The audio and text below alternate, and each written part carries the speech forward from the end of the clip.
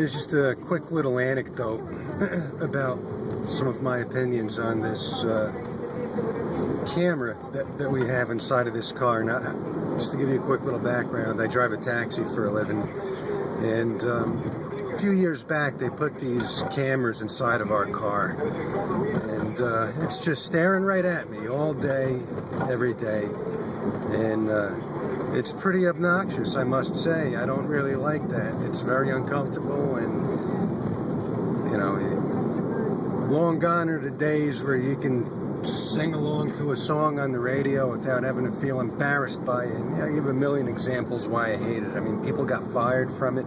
Smokers smoking in the car that weren't allowed to smoke have gotten fired by, you know, being caught on the camera. But I can give a million examples of why I hate it, but what I want to say right now is I never thought the day would come where I will admit that this camera actually can be an asset for me and any of the other drivers. In instances where, well, the main reason why we have them is so that the insurance companies can determine how an accident went down. You know, an accident happens, it looks inward and outward, so they could see exactly what took place. Now here's an example of there was a little fender bender I had about a week or two back,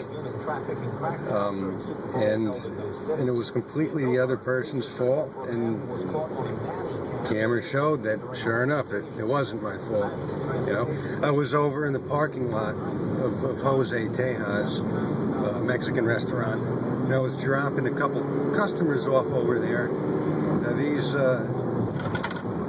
they could barely speak any English, so I'm trying to figure out what they're saying. One of them hops out, pull the car over, and I'm writing something down inside the parking lot. I'm trying to write down because they're changing the destination around. One person got out and I was going to take the other lady to the mall. So I got the car stopped, and all of a sudden I noticed this big truck, a big delivery truck. He starts backing into me. I see him. I'm not like in direct line of the truck, but the front of my car is in direct line with the truck. So I see him backing up, and so I'm like, holy shit, this guy doesn't see me, he ain't stopping. So I'm jerking around real quick, trying I'm laying on the horn, I'm trying to put the car in reverse, and, you know, I'm all flustered, I'm blowing the horn, trying to put it in reverse at the same time. But it was too late. The guy hit into me, and I just got my hand on the horn and everything, and then this guy comes out, and he could barely speak any English. The guy who drove the truck, he was like a Russian, yeah, I think it was either Russian or Polish or something. I couldn't tell from the strong accent that he had, but he's like, "Did what you hit into me?" But I'm just like, buddy, you hit into me. You know, I'm not the kind of guy to start hollering at somebody when they make a mistake. But once you go and fuck up and start blaming me on it, well, that really gets me angry, you know. So now I got to call the police. I didn't exchange too much words with the guy, but, you know, I got to get a police down. Now we got to get a police report. The whole front fender is pretty much completely ripped off now. And so the police get down, and I'm trying to explain to him my side of the story. I give him my side of the story first, then he goes and gets his side of the other guy's side of the story. And now the cop is in a position where he has to, you know, determine who's telling the truth and who's lying. My story is he backed into me, and the other guy is trying to say that I hit into him. And here's what gets to me, you know, the cop wasn't really competent enough to see who's telling the truth here. And I was kind of insulted.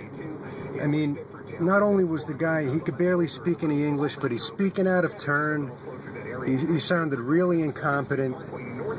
And then the cops tells me, he's like, well, I don't know. I mean, judging by the way the damage on the fender looks, it looks like maybe you're the one that hit into him. You know, I was insulted. It's just like, why would you take his word over mine? You know, I expressed to you clearly, you know, in perfect English, in an articulate manner, what happened. And this guy, I mean, he speaking so incoherently, and and you still can't figure out that I'm the one who's telling you the truth. I was, you know, a little bit insulted. I mean, I'm not making it known that I'm insulted, but yeah, you know, it lets me down a little bit that that you're not believing me here in such an obvious accident. And then that's when the thought finally dawned to me. I was like, wait a minute, I might have this thing recorded. So I'm not sure whether or not the camera picked it up or not. I got to go and call up the office and see whether or not they got it. So I call them up and I'm like, do me a favor, look in the computer, see if we got this accident recorded.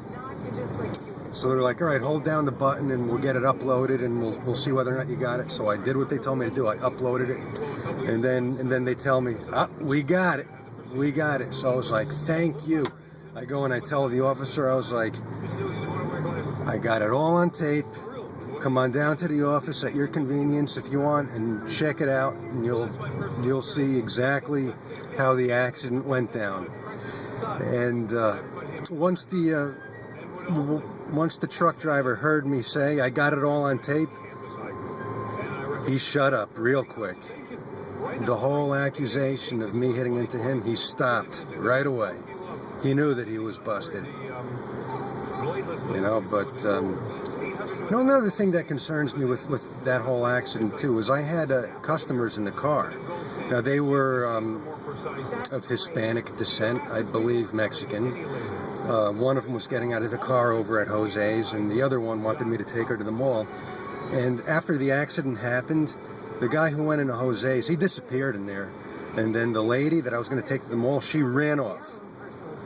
When I told the cop that, I was like, I had witnesses in the car, and he's like, you should have kept them here. And I was like, I don't know why they took off. They just split. So that's another thing. He's not believing me because he thinks I'm making up the fact that there's witnesses. But I'm honest. They just split on me. And it didn't occur to me till afterwards. It was like the first thing in the morning. I'm not mentally with it. The reason they took off is because they're illegal. They didn't want to have any dealings with the police, you know? So, you know, this is what I got to deal with first thing in the morning, you know.